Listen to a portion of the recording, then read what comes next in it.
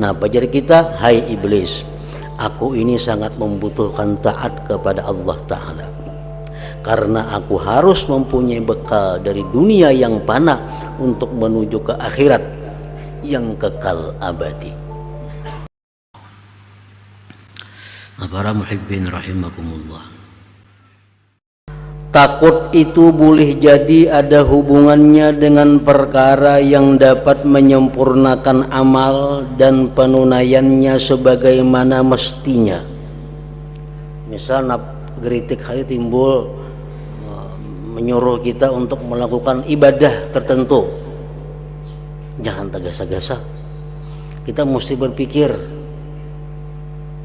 perlahan, dan kita mesti ada takut.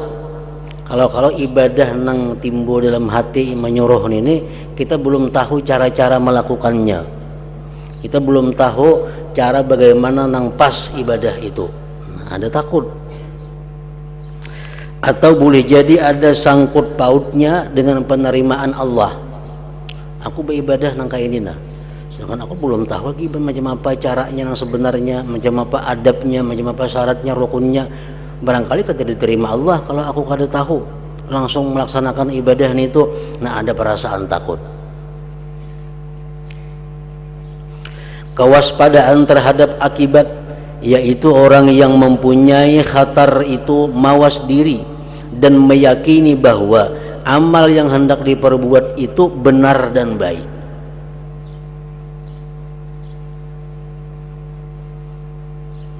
Dan boleh jadi karena memandang pahala Allah di akhirat serta mengharapkannya.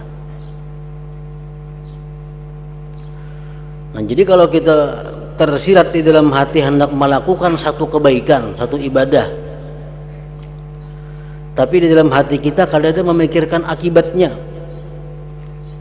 untuk mencari pahala, mencari keridhaan Allah, nah berarti geritik hati tadi itu adalah dari syaitan.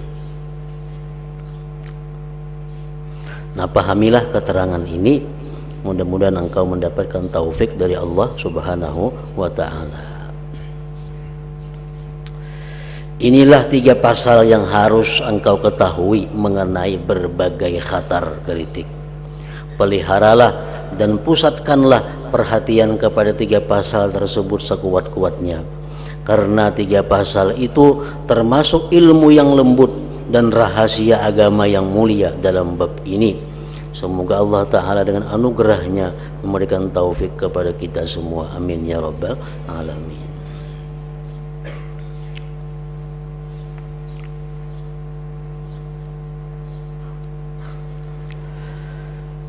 Adapun pasal yang menerangkan tipu daya dan bujukan syaitan, maka berlakunya dan contohnya adalah tipuan dari syaitan terhadap anak keturunan Adam dalam masa taat itu ada 7 cara.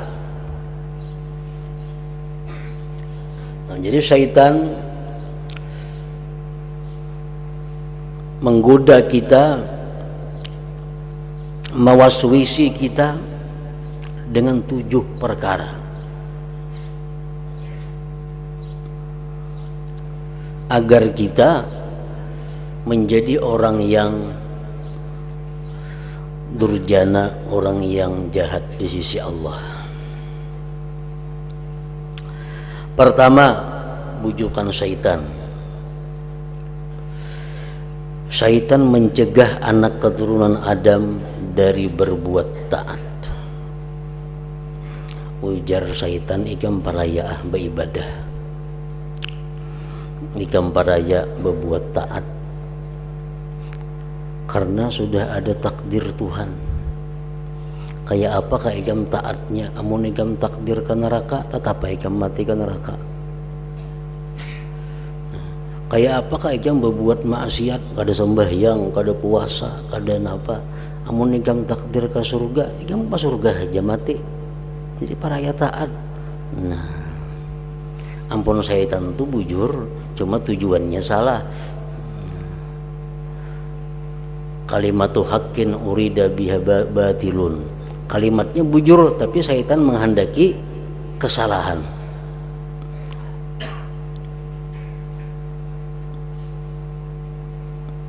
mencegah anak keturunan Adam dari berbuat taat.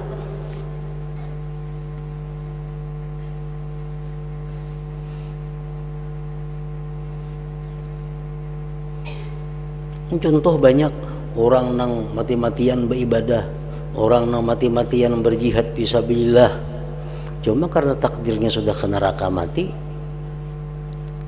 ujung-ujungnya dia su'ul khatimah. Banyak orang nang kafir balawasan, tapi karena takdirnya orang ini beruntung, begitu hendak mati ingin tobat dan husnul khatimah. Jadi kamu nggak ada perlu beribadah, jadi syaitan nggak ada perlu beribadah, sudah ada takdir. Nah, bila kita menghadapi bujukan yang macam itu, kita memerlukan ilmu untuk menahan bujukan itu.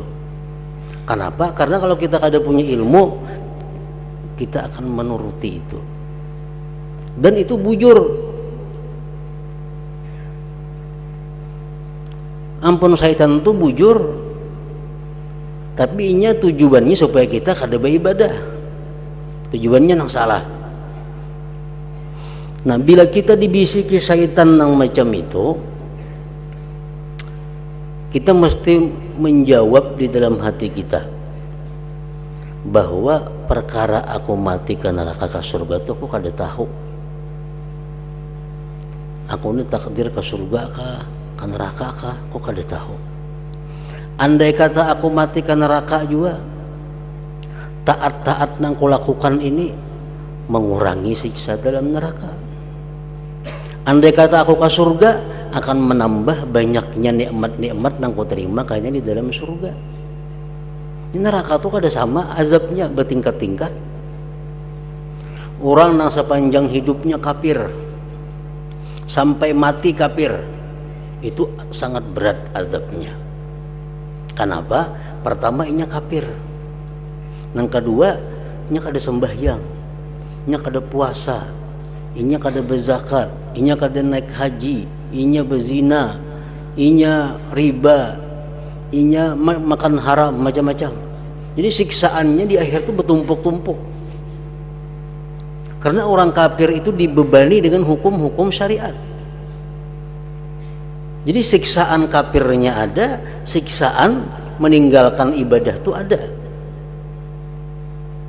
Kalau orang yang sepanjang umurnya taat kepada Allah, cuma orang ini ditakdirkan Tuhan matinya ke neraka, sehingga pada akhir hayatnya ini berbuat satu dosa besar atau bermurtad,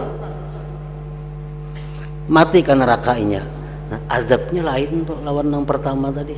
Kenapa? Karena ini semasa hidupnya saya sembahyang, ini puasa, ini berzikir, ini sembahyang itu ada hitungannya. Nah, jadi azabnya di akhirat lain. Nah, itu kita jawab syaitan, aku beribadah ini andai katakan neraka mati, sekada-kadanya azab neraka itu yang aku terima kafirnya itu aja. Tapi aku sembahyang gitu dulu, puasa aja, berzakat aja. Kalau kafir seumuran tuh makin berat siksanya. Orang yang minum arak sesindok, lawan minum arak 2 sindok, samalah siksanya, kada mau sama. Berat nang 2 sindok. Sama orang sembahyang 2 rakaat, lawan sembahyang 3 rakaat, mana banyaknya pahala? Banyak nang 3 rakaat. Orang berzikir sekali, la ilaha illallah. Nang saya pun berzikir 2 kali, banyak nang 2 kali, kada mau sama. Nah, perbuatan dosa pun kayak itu juga. Jadi kalau syaitan mengajak kita, ini kamu buat apa beribadah? Ikan pun sudah ada takdir. Nah, kita jawab bahwa aku ini nang ada takdir tahu pada ada takdir, tapi aku kada tahu takdirku baik atau kada. Nah, ibadahku nang kulakukan ini pasti akan berguna kayaknya di akhirat. Baik aku orang nang celaka atau aku orang beruntung, ibadahku ini ada manfaatnya di akhirat.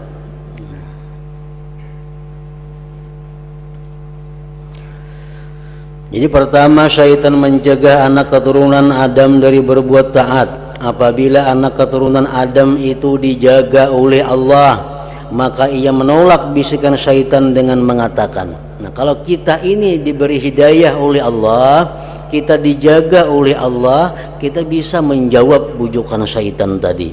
Nah, pajar kita, hai iblis, aku ini sangat membutuhkan taat kepada Allah Ta'ala, karena aku harus mempunyai bekal dari dunia yang fana untuk menuju ke akhirat yang kekal abadi.